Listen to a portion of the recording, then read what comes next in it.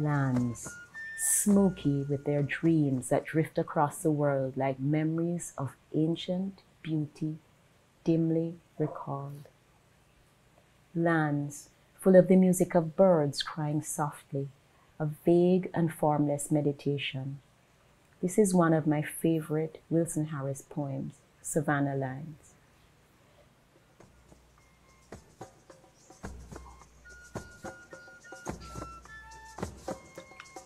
I'm always searching for the infinity of traces. And I also embrace George Laming's urging to begin where you are. I try to do this by creating work that springs materially from our environment. The materials that I use are very deliberate. Ruku, calabash, feathers, coconut shell, all represent a material energy that recalls those infinity of traces from our Caribbean environment. Together, they mirror unremembered legacies embedded in our story.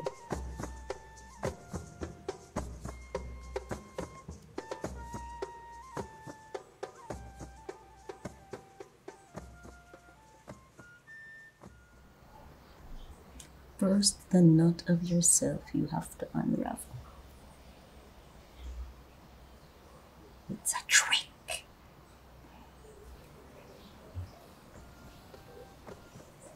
I would like to think that there is an ongoing dialogue between the hand, the head, and the heart.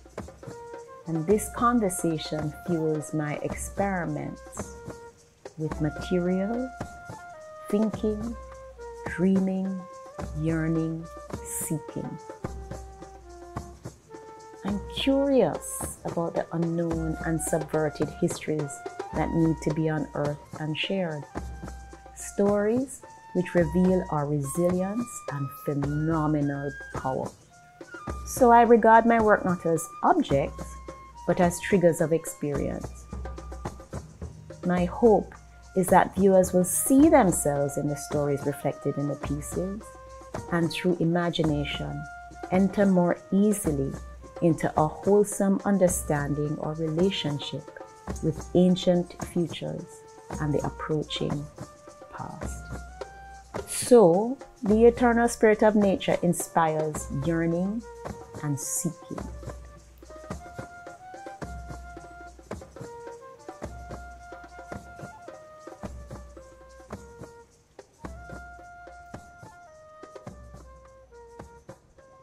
Maybe I'll accept after all my commission as apprentice spider who spins from her gut the threads for flying, for tying up words that spilled, hanging out tales long unspoken, reeling in songs, casting off dances, and perhaps for binding up wounds. With strips and remnants left over, and with bits and pieces of this kite I'm reeling in, I can make a costume for the dancing fools, the masqueraders who dress in rags and tatters. Igunigun, Junkanoo, Pichipachi, Biero, and Gombe, the ones who dance the ancestors. Perhaps when they dance, they let the wind spin their strips and their tatters into thread flying ready to be climbed, or feather them into birds on the ascendant, their wings lightly stirring up the ocean below the middle passage.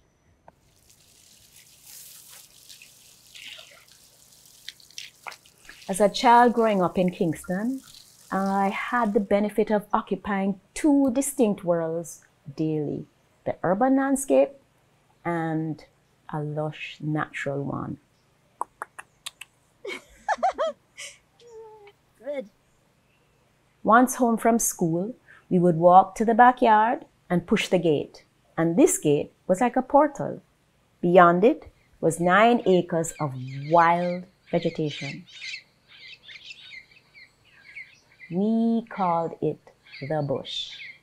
We would climb and cradle in the broad horizontal limbs of the plum tree, hide under the skirt of the bamboo grove, and eat whatever fruit was in season, mangoes, otite apples, tamarinds, everything.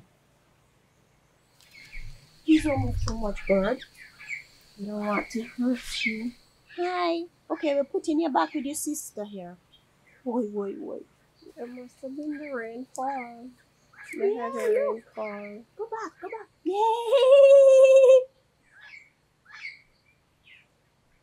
Yay! The bush offered respite and ongoing opportunities to experience delight and joy. A zone of discovery where our exploration seemed boundless. Looking back, it was a primal, fearless encounter with nature. We immersed ourselves in it as it nourished us. You learn to trust yourself with the unfamiliar and to surrender to the unknown when enveloped in nature. You discover beauty at its most majestic and mysterious. I am interested in nuance and beauty, and I utilize both as a tool. And this allows me deeper understanding of my roots and my community, while I question notions of identity, humanity, spirituality, and the legacy of the post-colonial experience. Through my practice, I try to dig deeper and deeper into our Caribbean roots and history to present who we are back to us in a way that is engaging and thought-provoking and maybe even difficult, but ultimately beautiful.